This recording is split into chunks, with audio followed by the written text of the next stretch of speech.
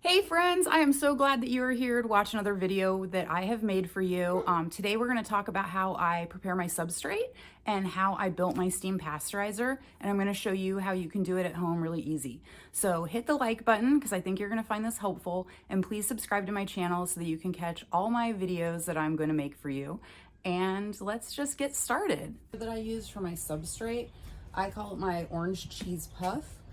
So what this is a 27-gallon black tote, one of those black totes with the orange lid, or sorry, yellow lid.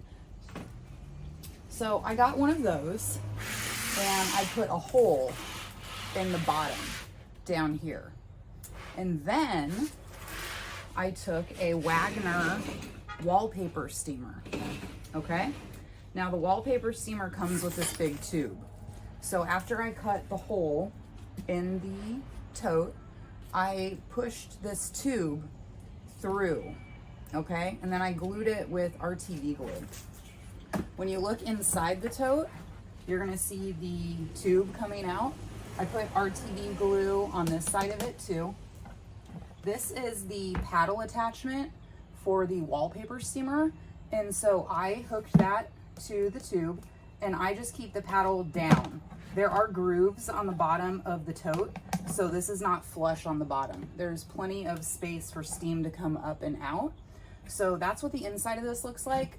When you load up your bags, you don't want them just sitting on the bottom of this. So we're gonna put a couple little like baking racks in there to hold it up. So I'll show you that real quick, and then we'll talk more about this. So these are just these little baking racks, and they're gonna give a couple inches off the bottom. Water is going to pool on the bottom of the tote also, just because of the steam being trapped in there. So you're gonna put 2 of these in.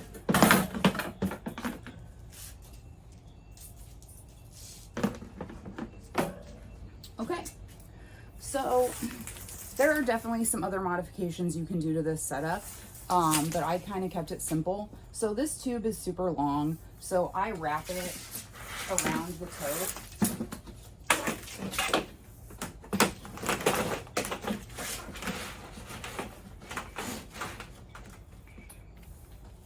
Okay, and then you're going to attach the other side of your hose to the wallpaper steamer.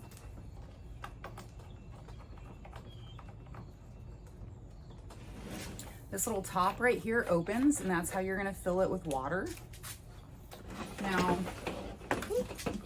there is like a little flange thing in here to keep it sealed. It's kind of hard to see, but when you need to fill this up, you have to have something to press that little flange down so you're not just like spilling water everywhere. So like a butter knife, a metal straw, something to kind of hold that away. You can kind of see it's open now. You're also gonna do this when the water level gets low on here, because I run this thing for like 7 hours, so the water level is going to get low.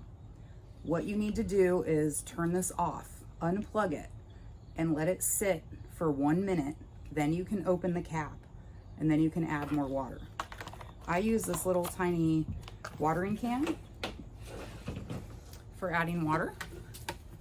So that's what I use, and like I said, just something narrow that you can hold down that flange for when you're filling it. Okay, so you're gonna plug your wallpaper steamer into an Inkbird heat controller. So you're gonna plug it into the heating side. You're not gonna plug anything into the cooling side. Once it gets to our max temperature, we just want it to turn off. We don't want anything to actually like cool it down. We just want it to turn off and let it sit, and then when it gets to our low temperature setting, it's gonna turn back on and it's gonna kick back up. So here's your little control panel. You can set it, I don't have it plugged in right now. I might plug it in for the video, I'm not sure, we'll see. So the Inkbird, the way it's gonna tell what your temperature is it's got this cord that runs out of it, and it has a little temperature gauge here, or reader, whatever. So on the lid of the tote, I drilled a hole there and I put that little probe through the hole, glued it with RTV glue. I added another hole and I put a candy thermometer in, and I also glued that with RTV glue. The reason I did that is because the probe with the Inkberg doesn't come down very far into your tote, so you're really just going to be getting a reading at like the top of the tub. So this probe is going to go further down into the tub and give us a reading close to the middle of the tub. Now this probe is pointed, so you just need to be careful about how you place your bags in the tub and be mindful when you're putting your lid on. So this just gives us another second check on temperature to make sure that we're good. And then all of this orange stuff you see is spray insulated foam. I did that because we're going to be heating this tote up to about 200 degrees, and so the plastic is going to get hot. So you're going to spray insulated foam on it just to make sure that it's not too hot to the touch. The foam is going to feel warm, but it's not going to like burn you. So that's why we've got all the orange foam on there. So I think that that's most of what I wanted to say about my pasteurizer. Excuse me. I set it initially at 190 and I let that run for like 2 hours at 190, and then I bring it up to 200, and then I let it run for 5 more hours, and then I'll turn this off, and then it'll be way too hot to handle, so I usually just leave this shut until I have time again, which is usually just the next day. Yeah, so that's the pasteurizer, and then I will show you guys how I mix up my substrate. Okay, over here on the other side of my garage, I have a giant blue tote. I'm sorry, I don't know what size it is, but that's what I use to mix my substrate. This is what I use. I usually just only use core. I really like this because it's loose core already, so I don't have to break apart a brick and soak it and do all of that. So this is just loose, fluffy already. I've been using this for almost 2 years and I love it. Now, I pretty much only grow in straight core. I will say that today I was cleaning up the garage a little bit and I did find a bag of fine vermiculite, so I did add that today just so I could get rid of this bag of vermiculite. This is what it is. It is very, very fine vermiculite. I like that because it distributes throughout the core a lot better. But like I said, I'm not buying this again. I just use regular core. I just wanted to get rid of this. Okay. And then guys, I've already hydrated this, but I don't measure. I just hose it down and hose it down and hose it down and mix it up by hand and kind of turn it a little bit, and then squeeze. And when you squeeze, you want some drips. Okay, let's see if we can get a good view of this. So when you squeeze, yeah, that's good. I like that. Now, if you squeezed it and a ton of water came out, no big deal. Don't worry. You don't need to add more core. You just need to squeeze water out before you bag it up. So don't worry if you overhydrate it. That's why I don't even measure the water. I just kind of go for it, mix it up. And then, yeah, like I said, if you get it too wet, just squeeze it out until you like the field capacity and then bag it up. So in order to kind of mix it up a little bit, I don't like using a shovel because I've had some back problems this year. It kind of hurts my back. So just got a paddle attachment from the hardware store. And when you're using this, if you're struggling a little bit, a lot of us don't know how to properly use drills, but you're just going to turn up, I believe it's the torque. You're just going to make it a little bit stronger. My drill's dead now, but this is a great tool to have. This was only like $16. So while it's large, and it looks like something you typically wouldn't buy, it's not that expensive. Okay, so I bag up 3 pounds in each bag. I don't have the scale out here right now. I guess I should have thought about that. There always seems to be one detail that I forget. But these are the bags I use. They are the SXLA bags. I really like them because a lot of times I just fruit in the bag, but not always. I like to do a variety of tubs and bags, but these are great. They come in fast, they're good quality, and I love them. So that orange pasteurizer, I'll be able to load up about 16 3-pound bags into it. So I am going to load up the bags. I don't think you guys really need to see that, but I'll probably show you a short clip of it. Not all 16, but I'll do a bag for you. And then I'll load up the pasteurizer and I'll show you how I get it started.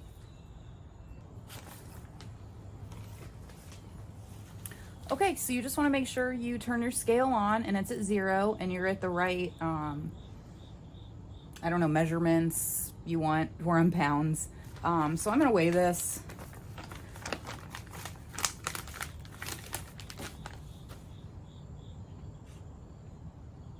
It says it's 0.08 pounds. So I'm not even really going to worry about figuring that into what I'm doing. We're just going to open up the bag and we're going to load up about 3 pounds with the substrate in here. My scale's going kind of crazy, sorry. All right, we'll see what happens. So I'm just going to scoop that pre-made substrate.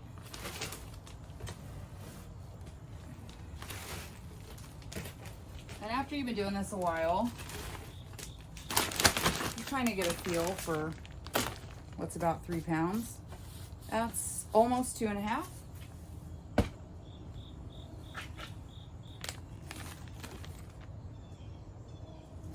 A little more. All right, 3.04. We're gonna call that great. Going to show you guys how I roll up the bag. So you just want to do this as neatly as you can because the heat in the pasteurizer is going to kind of suction all this together. So you really don't want your bag all wonky. So just do the best you can to line it up. I like to get these side seams lined up again and then just move your hand down towards the base of the substrate. Shake that so it's a little more even. And then I like to kind of pack them down into kind of like a long rectangle brick. They just stack a little better in there. And then you're just gonna flop the flap over. So it's gonna look like this, okay? So I'm gonna do the other bags and load up the pasteurizer and I'll show you what it looks like. All right, I have got everything bagged up, rolled up, and loaded up. And I'm quite impressed with myself today. I got 20 3-pound bags in here. 20. Awesome. So just again, remember when putting the lid on, be mindful of where the probe is going to potentially stab a bag and adjust as needed. Snap your lid down. Okay, and then we're gonna go ahead and plug this in and get it turned on.